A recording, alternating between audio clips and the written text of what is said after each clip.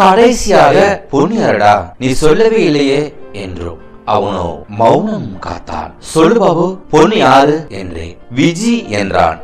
எந்த விஜிடா? அப்பொழுதும் ஒரு மௌனம். அங்கே ஏண்டா அந்த பொண்ணை போய் முடிக்கிற?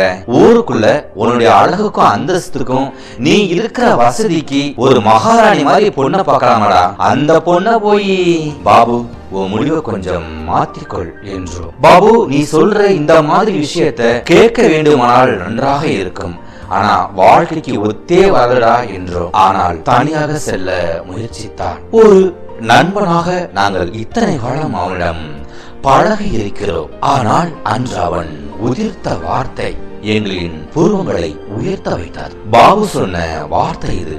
முத்து, நாம வாழ்கின்ற வார்த்தைக்கு ஒரு அர்த்தம் வேண்டும். நம்மளுடைய முன்னாள் குடியரசுத் தலைவர் டாக்டர் அப்துல் கலாம் சொல்லியிருக்காரு இல்லையா, ஒரு மரத்தையாவது நடுங்க அப்படின்னு சொல்லியிருக்காரு.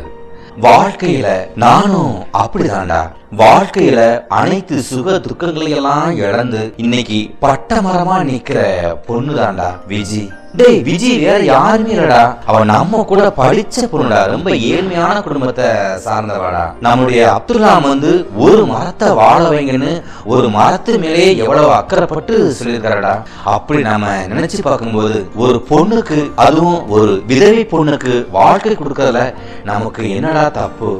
எனக்கு அது தப்பாவே தெரியலடா என்றான். அது மட்டுமல்ல, புது வாழ்க்கையில் நுழையிறோம், புது வாழ்க்கையில் நுழையிறன்னு சொல்றமே, அது வேறு வாழ்க்கையே இல்லடா. ஊரே திரண்டு வந்து என் திருமணத்தை வாழ்த்த வேண்டாம்டா. மனிதாபிமானம் உள்ள இந்த ஒரு பொண்ணு என்னைய வாழ்த்தினாலே போதும். முத்து, திருமணம் முடிந்து ஒரு வருடத்தில் அத்தனை பேரையும் இழந்து நிற்கின்றாளே, இவளுக்கு ஒரு உறவாக, ஒரு தாங்கி நிற்கின்ற தூணாக நான் இருக்க நினைக்கிறேன்.